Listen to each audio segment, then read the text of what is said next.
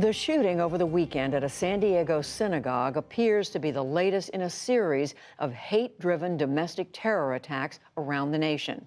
This time, the shooter left a manifesto praising recent assaults on a synagogue in Pittsburgh and mosques in New Zealand. With an ever-growing spotlight now on these type of incidents, Amna Nawaz explores the Trump administration's strategy for preventing more. A Passover celebration interrupted by gunfire. The latest attack inspired by white supremacy to shake an American community. A 19-year-old gunman allegedly opened fire Saturday at a synagogue in Poway, California during temple services, killing 1 and wounding 3. 8-year-old Noya Dahan was one of 100 people there that day. She was hit by bullet fragments. I never thought that was going to happen because it's a safe place. It's a safe place. You're supposed to feel safe. The shooter posted an anti-Semitic letter online hours before the shooting. He was eventually arrested and charged with murder. At a Sunday vigil, the congregation's rabbi, who lost a finger in the shooting, spoke. This is not supposed to happen. This isn't Nazi Germany. This isn't a program. This is right here, Poway. This is our home. The Poway shooting comes 6 weeks after a gunman killed 50 people at 2 mosques in Christchurch, New Zealand. 6 months ago, an avowed white nationalist killed 11 at a synagogue in Pittsburgh. And a white supremacist in Charleston, South Carolina, killed 9 black parishioners in 2015. And in 2017, a white supremacist murdered a counter-protester in Charlottesville, Virginia, after a white nationalist rally there turned violent. President Trump said after there were, quote, very fine people on both sides. The day before the synagogue shooting, he defended those remarks. I was talking about people that went because they felt very strongly about the monument to Robert E. Lee, a great general. Across the country, meanwhile, a community mourns the loss of congregant Lori Kay and seeks to make sense of another targeted mass attack in America. Here to discuss the United States strategy to combat domestic terrorism is Nick Rasmussen, former director of the National Counterterrorism Center. That's the intelligence community's hub for analysis and information sharing related to terrorism. He's now senior director for national security and counterterrorism programs at the McCain Institute for International Leadership and a professor of law at Arizona State University. Nick Rasmussen, welcome back to the News Hour. It's great to be here. Thank you. So a little bit of late breaking news today. Federal authorities said they have thwarted a domestic terror plot by an American military veteran. It was aimed at multiple targets, seeking retribution for those attacks against Muslim members of the community in Christchurch, New Zealand, at those mosques. This is someone who they say in the complaint was a recent convert to Islam and expressed support for the Islamic State. We now have this example. We have the attack we saw over the weekend in Poway. Broadly speaking, kind of explain to me the differences or the ways in which these two cases are similar.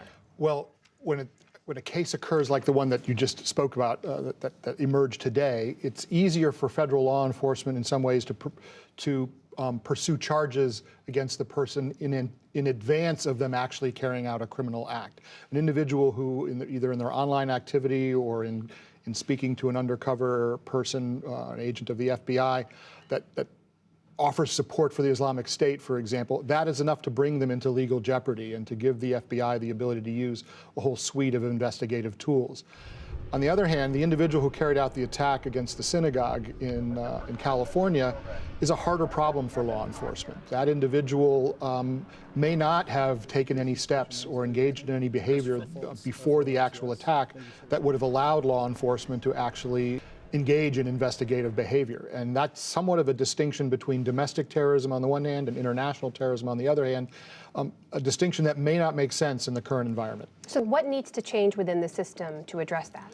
Well, one idea that's been talked about, and I think it's worth looking at, is whether there might be some creation of, if not a domestic terrorism statute, at least including these types of domestic terror incidents in our terrorism statutes that would perhaps allow the FBI at an earlier stage to be more intrusive with their investigative techniques and to bring more investigative techniques to bear rather than simply waiting, not to suggest that the FBI is waiting for violence to occur, but FBI is often hamstrung in their ability to get in front of attacks like these. So the Patriot Act, right, that gives authority to authority to look into some of those cases, it's pretty broad. It gives broad authority to the Justice Department. There's pushback against the idea you just proposed that says if you include more cases under that umbrella of terrorism, you're basically broadening the group of people that can be investigated by their own government. What do you say to that? And of course, that's a concern. You would have to put parameters around this authority if you are going to give it to federal law enforcement, because we would not want to create a situation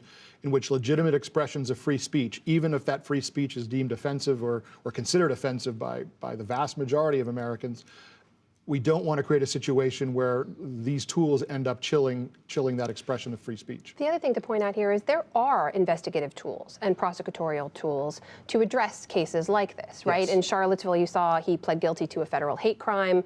The Charleston shooter, the Charleston, South Carolina shooter, right? There was a host of federal and state crimes Correct. that he was convicted of. So why create a new charge, a new statute? Why is that necessary? Two reasons. One is just pure moral equivalence. Terrorism, to me, is terrorism. When someone carries out a violent act aimed against innocent civilians for the purpose of advancing a political agenda, to me, that satisfies the definition of terrorism. Whether that ideology that motivates that is an ISIS or an Al-Qaeda jihadist ideology, or whether it is some awful, hateful, white supremacist or anti-Semitic agenda. So there's a moral equivalence that I think we would establish if we had the legislative or the legal framework in place to do just that. But as I said, it goes beyond that. It also would, changing the statutory framework would also give FBI more tools. And to my mind, we're seeing an uptick in the frequency of these kinds of events. And so I would want to give FBI the ability to intervene and to be more aggressive investigatively at an earlier stage, and hopefully get on the preventive side of this rather than waiting for these incidents to occur. You mentioned that uptick we're seeing in those far right and white supremacist-inspired attacks. Why are we seeing that uptick?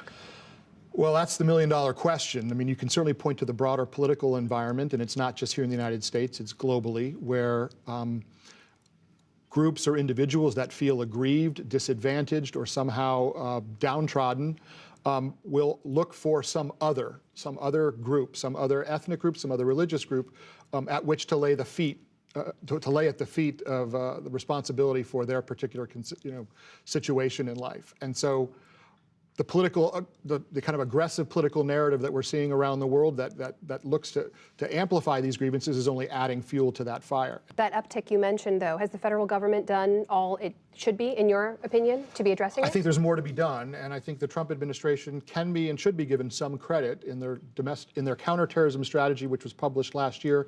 They did point to domestic terrorism as an issue that needs to be confronted and addressed.